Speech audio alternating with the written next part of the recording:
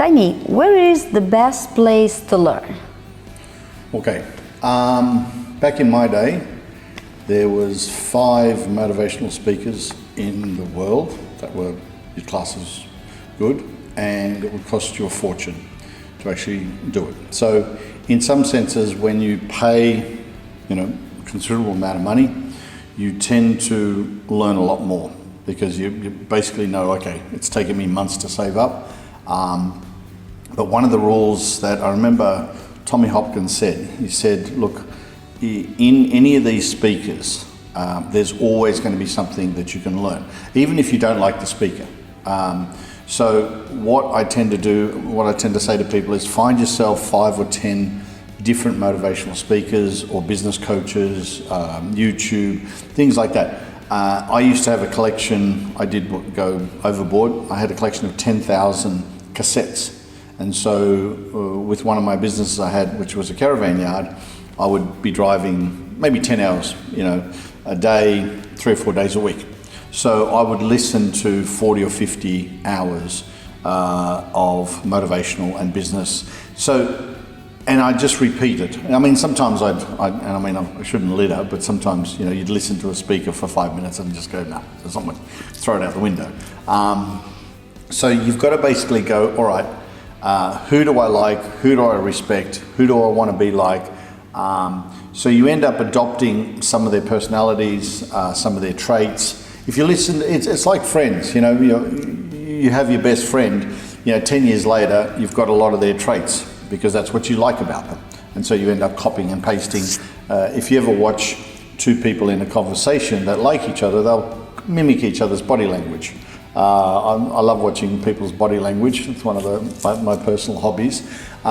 So just find yourself people that you'd like to aspire to. It could be a movie actor. It could be, 10 different people. And that's kind of your inner group of where you're going to learn.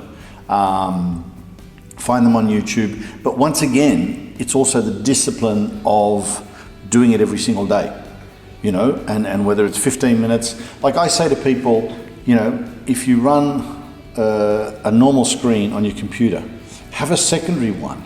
It doesn't cost you very much money. It could be $100 to have a second screen there, and you run some business coaching or something just in the background. And I'm not saying that you do it all day long. There could be some really boring things that you have to do on your computer, and you just have that in the background, and subconsciously you just continue to learn these things. So it's finding who you aspire to, the books, the reading, all that sort of stuff.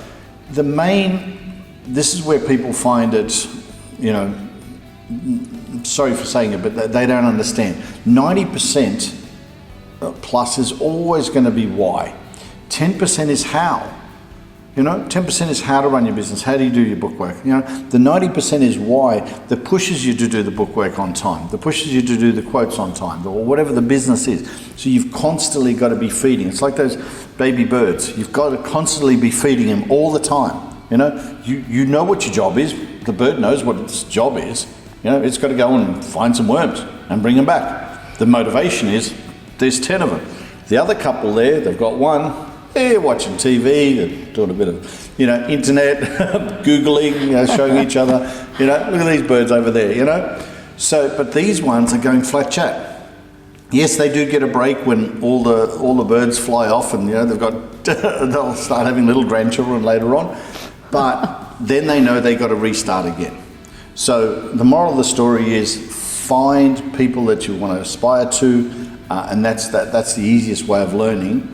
But do it consistently every single day, or if you can't do it every single day, set yourself aside 3 or 4 days a week. But that's the most important, is to constantly be feeding yourself. Yeah. Is there appropriate age for learning, for starting, for improving?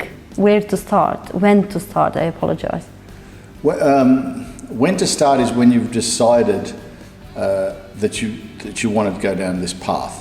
Because that's one of the, we'll cover that in a different topic, but that's one of the things that you've got to basically do. Everybody says, I'm going to start, the 1st of January is always the great one. Everybody has the New Year's resolution, I'm not going to drink, I'm not going to smoke, and so forth, and by about the 5th of January it starts back. So you don't need to say, okay, on the 1st of January, if you're ready and you really desire it, and you have those 10 little birds you need to feed, then it's fine.